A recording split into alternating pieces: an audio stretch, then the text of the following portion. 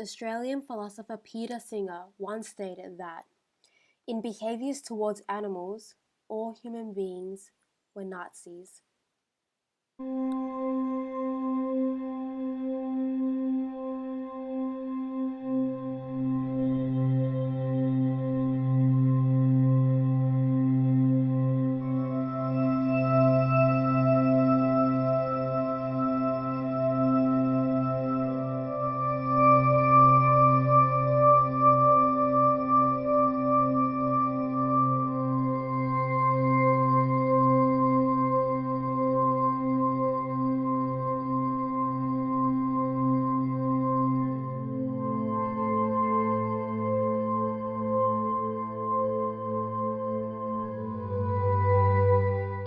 Although animals are not the only things that are in our environment, they are still separate in the fact that they have central nervous systems, enabling them to have social relations both within and outside their species and actively interact with their external environments.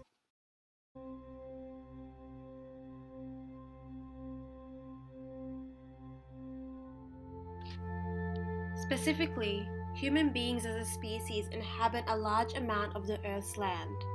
As beings of higher intelligence and moral reasoning, we are able to classify and order the world according to our individual beliefs and cultural narratives. This epistemological ordering then affects our behavior with the external environment, both living and non-living. Human-to-human interactions are heavily based on classifying and labeling in order to make sense of the other being, thus allowing for a blueprint on how interactions should take place and providing an assumption on the positioning of the other in accordance to one's own status. This can then harbor negative impacts on other beings, as it has the potential to perpetuate pain and suffering as a means for bettering the outcomes of one particular group or being. Let's think about the African slave trade. Individuals were exploited, abused, and disregarded as living beings with families, aspirations, and souls, all because of the superiority complex and capital gain.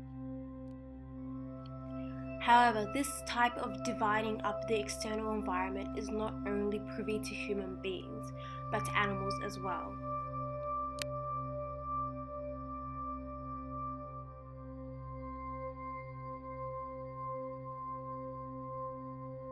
I conducted an interview with my stepfather to ask him questions about the environment and animals, and to see how his epistemological views shaped the way he interacted with his external world. Environment is, for me, it is a part of my life, because we are in the environment.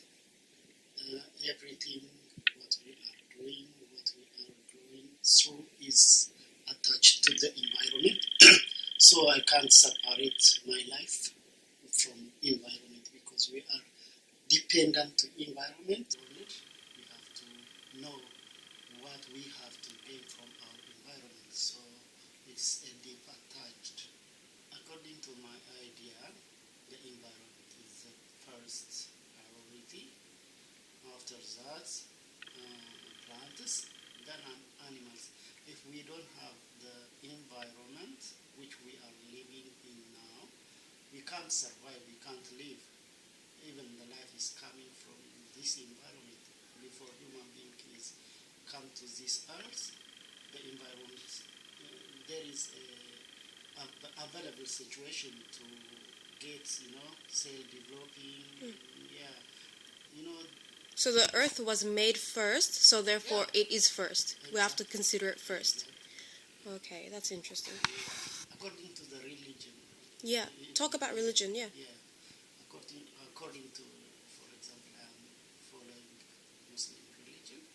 According to Muslim religion, human being, the God first made the environment or the globe, and after that, human being. Then, yeah. Okay. This demonstrates how a person's beliefs and belief system impacts the way that they think and then consequently behave with the environment.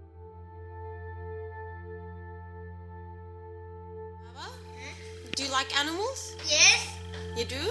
Yes. I like donkeys. Yeah. Sheep. Yeah. And elephants. Do you like to eat them? No. You don't? Yuck. But what about the chicken? You eat chicken, don't you? Yes. So you're eating animal.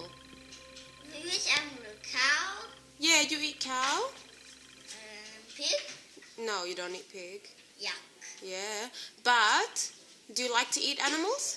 Yes.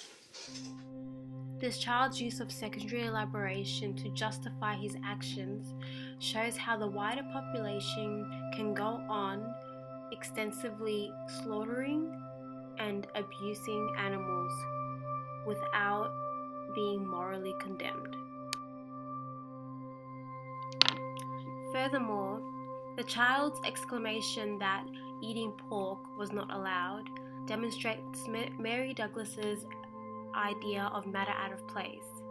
Because pork is not in the right category of animals to eat, it was extensively seen as dirty and therefore non-edible.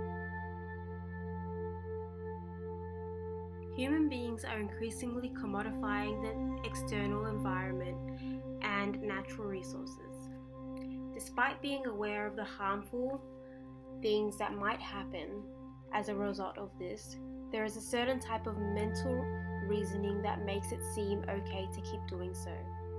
For example, a point that the documentary Earthlings brought up is gas chamber killing of stray animals. Despite it being extremely unethical to compact living creatures into a tiny crate and murder them, it is significantly cheaper, and therefore the practice continues. Things should not be as they are right now. The concept of nature is a dangerous one as it absolves us from our environment, as if we are separate from it. But we are not.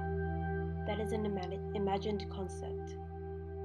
After all, we are all earthlings, inhabitants of the same earth, and we should act like it.